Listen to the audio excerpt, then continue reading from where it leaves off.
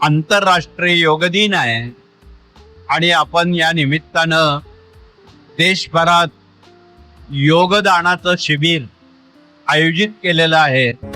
तुषाराद्रि संकाश गौरं गभीरं मनोभूत कोटि प्रभाश्री शरीरं स्फुरन्मौलिकल्लोलिनी चारुगंगा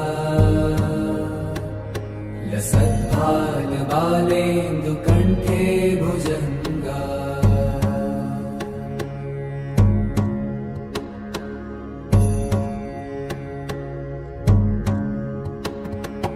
चलत्कुण्डलं भ्रूसुनेत्रं विशालं प्रसन्नाननं नीलकण्ठं दयालम्